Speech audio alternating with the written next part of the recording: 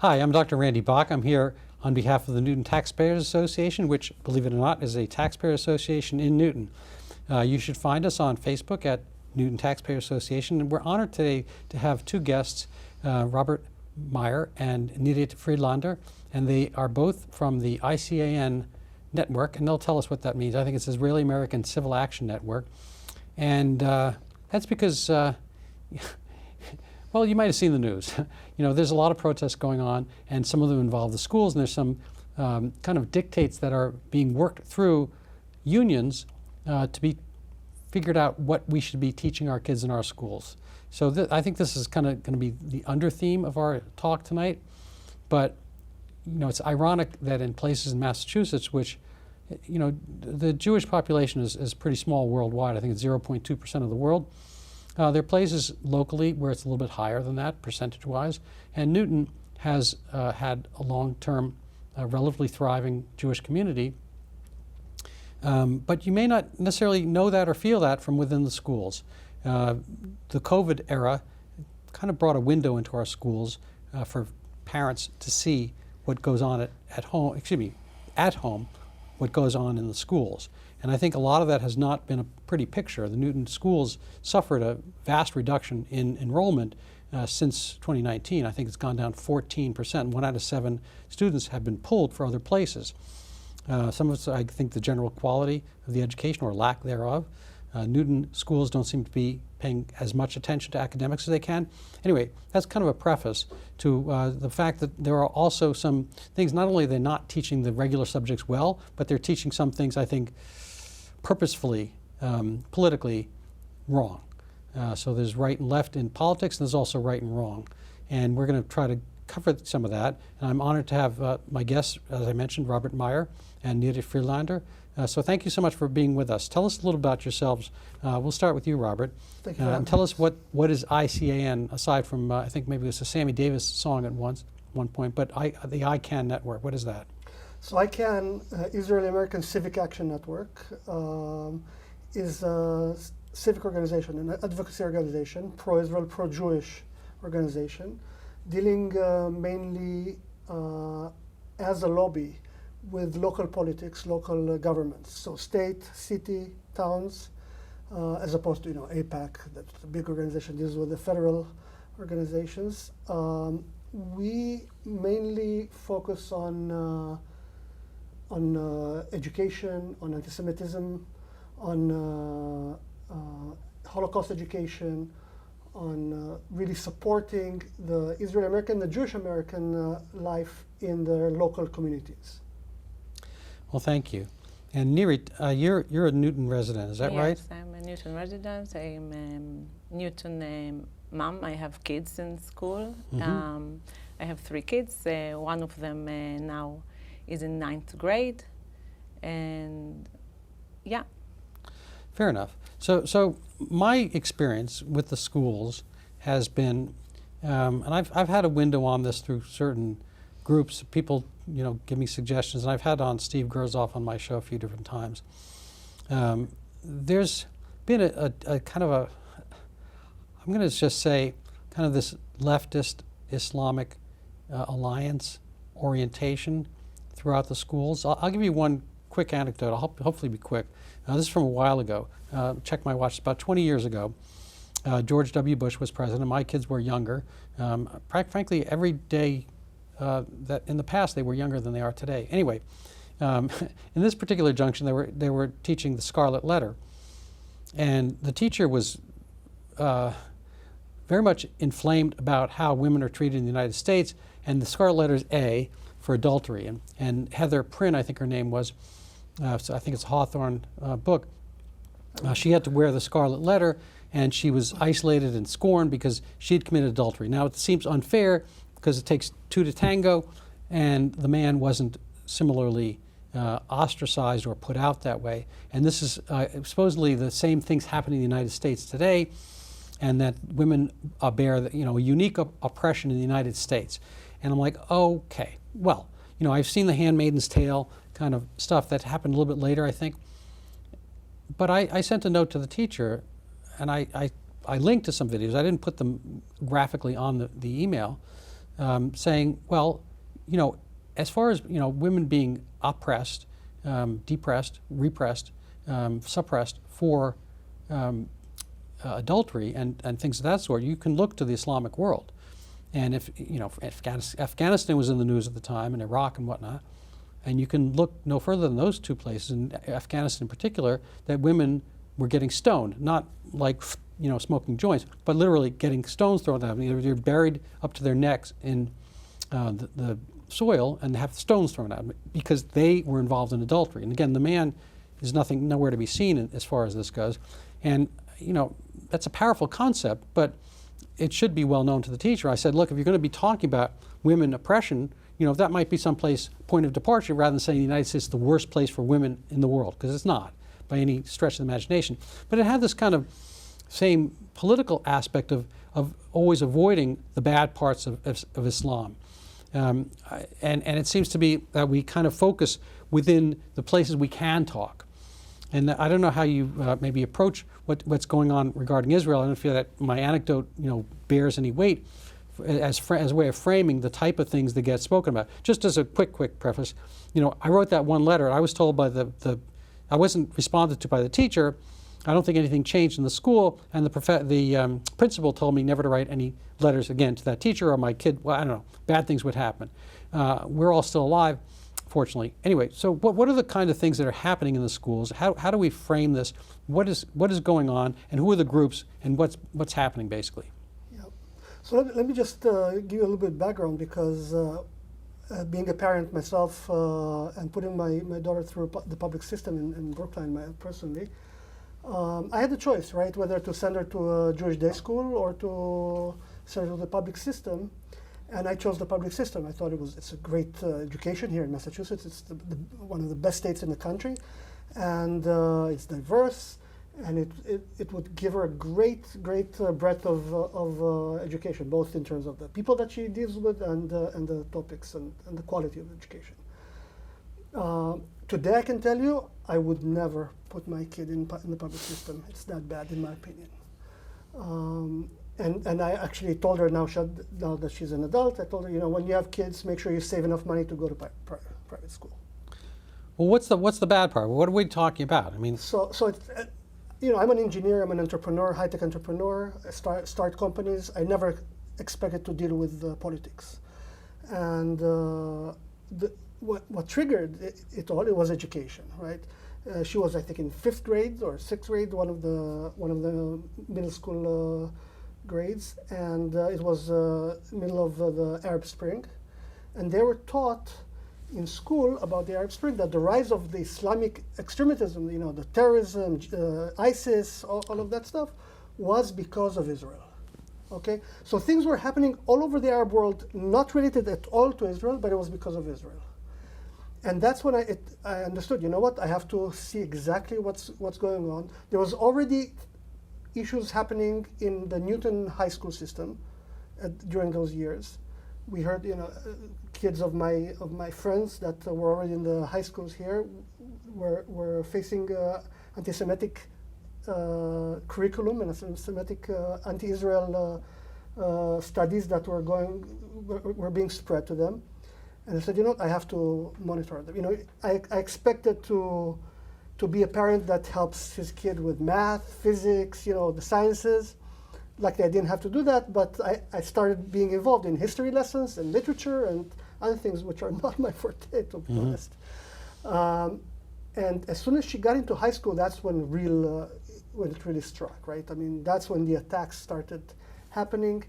Newton was real problematic for many years. I got involved as an activist now during Mayor Setti's time. Right, Setti Warren. Yes, and became good friends. And he was very supportive of our fight and battle in the Newton system. We faced very similar situations in Brookline, where what happened then was that teachers, specific teachers, and leaders in the history classes across the grades became activists on their own. They were volunteering or bringing their own curriculum, their own materials from the outside into the classroom. Yeah. Things that we eventually learned that were either given to them in Harvard or in other places that were manufactured either in Qatar or in Saudi Arabia or in the Palestinian Authority. Things that were basically demonizing Israelis, demonizing Zionism. And by that, any Jew that supports Israel is now a demon. Right. Right? And suddenly the parents of those kids were child killers, because we started in the idea. Yeah, no, it never seems to be a big issue. Like, there was a Syrian civil war, and I'm not sure the number of people dead from that, but there are, millions, 10 million migrants, whatever, left Syria. Syria's a mess, all by themselves. The different factions, the Alawites, there's the Druze, there's various sects of Islam. I think it's mostly Sunni there, but they're aligned with the Shia. Anyway, they fight. Lebanon, civil war, endlessly between the Christians and the Amal and the whatever. There's going on and on. Sudan, millions die. There's South Sudan now. It was Darfur. Yeah. There's all kinds of stuff going on in the general horizon of crime. Yemen has been a horrible civil war. I don't know the numbers dead there. There's, it's a nonstop, bloodfest. Iran and Iraq fought for, I don't know, better part of like 5-7 years or something like that, with millions dead. Who started all that? Was that all the Jews too? I mean, it's like you just don't hear a word about that stuff. It always seems to be like, oh yeah, no, I like Jews, but I don't like Zionism. Everybody else should have his own nation.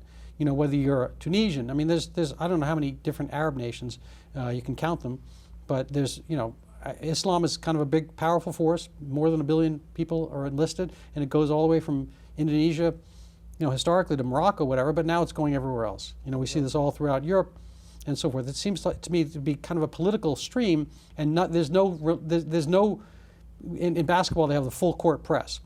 They guard you from the beginning when you touch the ball to the end, and if it's hard to perform, right. But it seems like this is something that happens. For the, all this talk about the Jews controlling the world, it's like doesn't seem to be we can even control schools where Jews represent a significant, I'm not sure plurality, but a significant fraction of the population, Brookline, Newton, whatnot. Definitely. It seems like very much on home turf that this is, Jews are demonized. Yeah. And the left is a kind of a very fickle friend, because I'm old enough to remember when Israel was kind of the plucky upstart. They were not favored to win any of their wars in 48, 56, kind of a not really their thing, but 67 and then beyond, 73 they were down on the map. And it was kind of like they were socialists. Israel was formed by socialists, by the same left that is demonizing them today. And somehow, because they win wars, they're not really attractive anymore. And so they found a new, underdog. How does that play out kind of historically for you? And we'll try to get to the kind of what's going on, what are you doing about it, what's the organization do, and what can be changed? Is it, just pull your kids out, find another place to live? What's the answer No, here? so definitely that's not the answer. The answer is to fight back, and we are making a change, and we are able to improve things. So first of all, for example, in Brookline and Newton then, we engaged directly, and we were able to affect change. And it's interesting what you just said. You said something earlier that reminded me of that story exactly, because you said there is right and wrong, not just right and left. Yeah. Right? And I remember we started with Brookline, and when we engaged directly as parents, as grassroots effort, right, with the administration there, the school administration. And there was this whole concept of we have to respect both sides' narratives. Right. Right? And I remember saying that to the school administrator at that point, and that was the pivot point where everything started to change for the better. It says, yeah, but you also have to realize that there is right and wrong, and you have to teach that, right? And honestly, we solved Brookline at that time until that person retired, and now it's going downhill again. Unfortunately, it's all about the personnel. And then we basically shamed Newton into saying, look, Brookline solved it, why can't you? And then then Newton also solved it, or attempted to solve it. Newton showed a lot of improvement over the years. And until October 7th. October 7th, changed everything again. Yeah, you wouldn't think it would. I mean, it's like, October 6th, Gaza had been, how many, 18 years under self-rule. They had one man, one vote, one time. So they chose Hamas, and then Hamas chose themselves, ever since. Yeah. And so they got rid of everything Israeli, basically the Judenfrei, from my understanding. We actually buried out the bones of our dead to keep it completely free of Jews. Yeah, no, that's a wonderful thing, right? I listened to Jerry Callahan on a podcast, and he, when Donald Trump got shot at and blessedly lived, in Butler, Pennsylvania, a year ago, he said, "This has energized me so much." He said, "I would walk to vote for Donald Trump now. I would walk through glass on my knees wearing a yarmulke in Gaza," which is kind of a dangerous proposition. Yeah. I have a college buddy who's nominally Jewish and a very erudite man, literate and whatnot, but he's kind of a both sides thing, and he's kind of like talking about the genocide in Gaza. What's the genocide in Gaza? Right. There's no genocide in Gaza.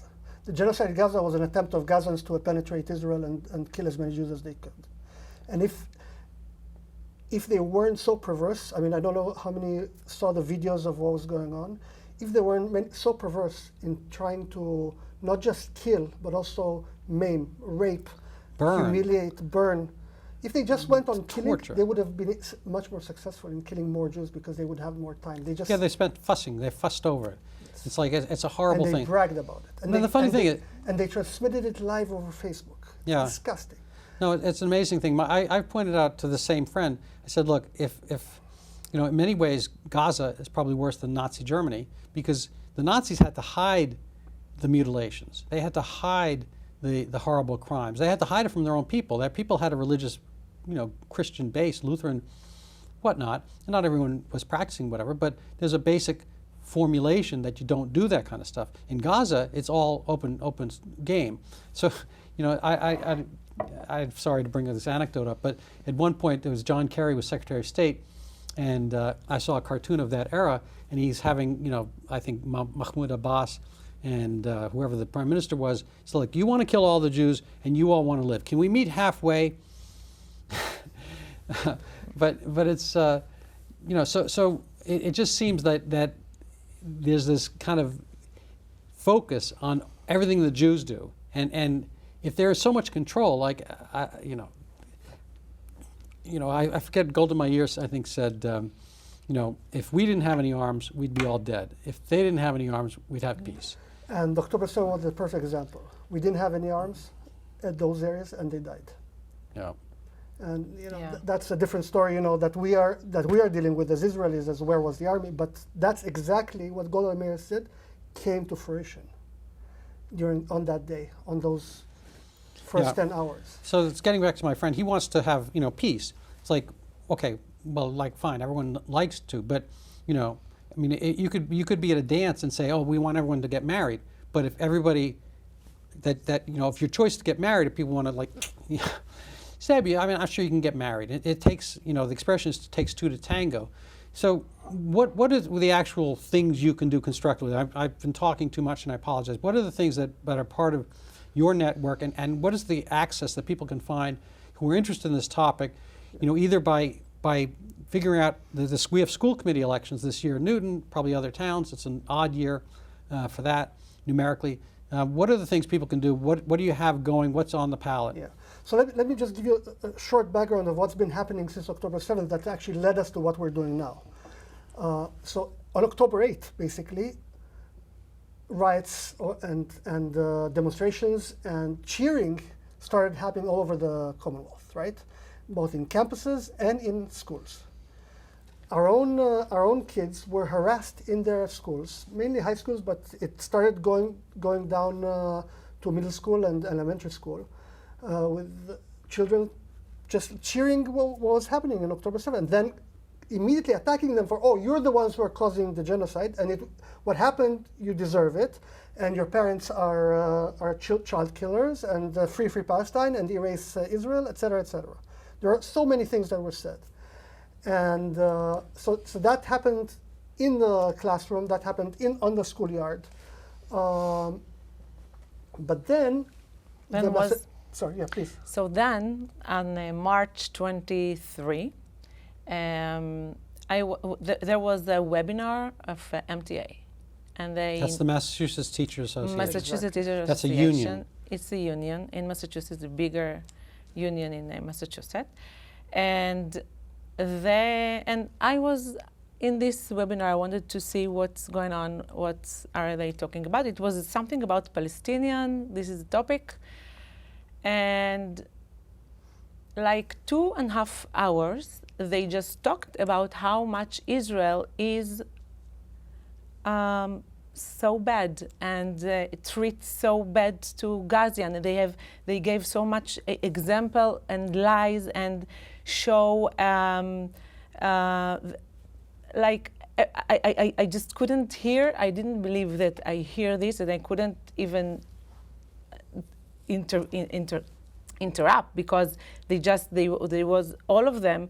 Max Page, the president of the MTA, also was there. He's a Jewish, and Yeah, I sent him an and email. they I just actually emailed incite him to be on the and show. speak not just lies and mislead all the, like they wanted the teachers go and teach at class. They encouraged them to speak about the conflict and to represent.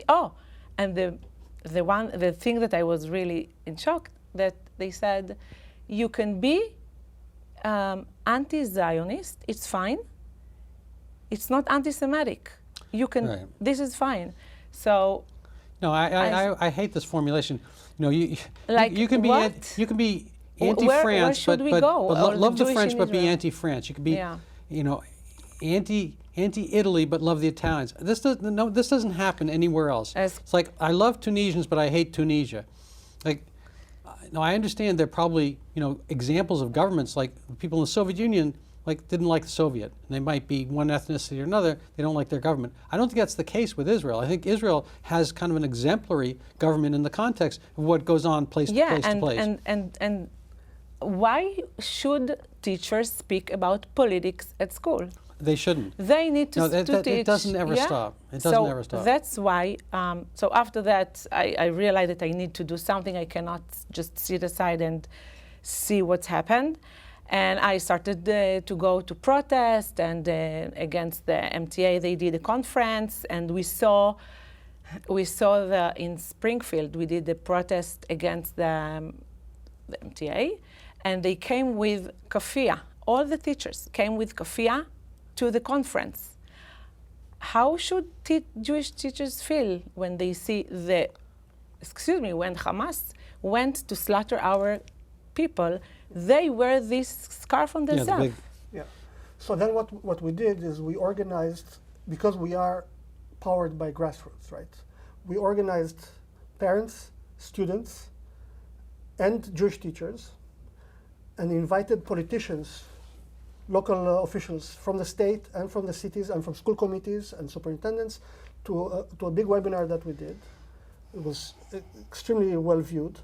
Thousands of people saw it live, and where we had both students and Jewish teachers give testimony about the hostile environment that they have experienced in school. Jewish teachers are experiencing a hostile work environment. Students are afraid to go to school. Yeah.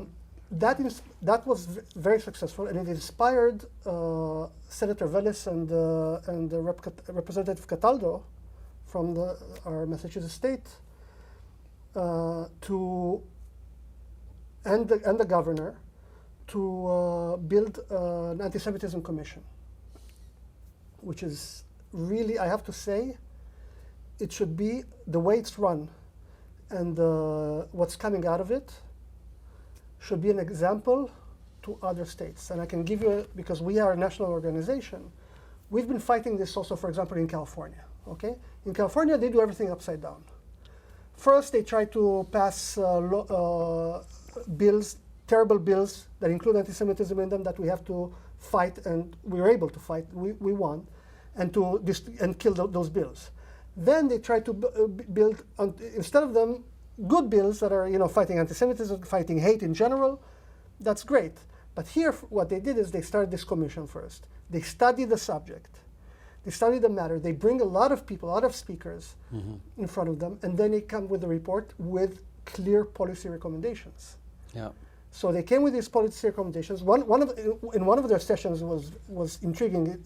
It's like a must-watch on must-see TV. They confronted Max Page from the MTA with the materials that his board of the Massachusetts Teachers Association Union Board were trying to build curriculum, okay, to teach hate of Jews and hate of Israel, but not just Israel, Jews, and I'll give you an example, in the classroom. They were trying to push it into the classroom. They actually, one of the examples is an image that they had of the Star of David in forms of dollar bills, okay? That's not Israel, right? Okay. And the worst thing that he didn't even realize why we are asking him this question. He said, "Okay, it's fine. We need to talk about it with children, with kids." Yeah. So Why not you give them facts and talk about this? Well, it depends what the age. I mean, they should. I think they should just stick to their subject matter. But carry on. Yeah. Last minute or two. Exactly. So they came up with a report. We, as ICAN, we submitted our response to their report with their recommendation. We added to their recommendation. They adopted most of them. So we're very happy with what they're coming up with. And now we're doing a teachers retreat. What we decided to do is, okay, let's not just educate the population, but also educate the teachers. Yeah. And we've opened a retreat for Massachusetts teachers, MTA teachers. It's free of charge for them to come. When is it? Yeah, the goal is to to put facts into school. Like, we understand that there is a lot of lies and misinformation that teachers learn from MTA. They put in their website anti-Semitic resources, as Robert said, and we decided that we need to lead and be alternative to these resources, Yeah. and to bring facts to school. And how we are going to do it? We are going to bring speakers that are very famous and everyone wants to hear from them, and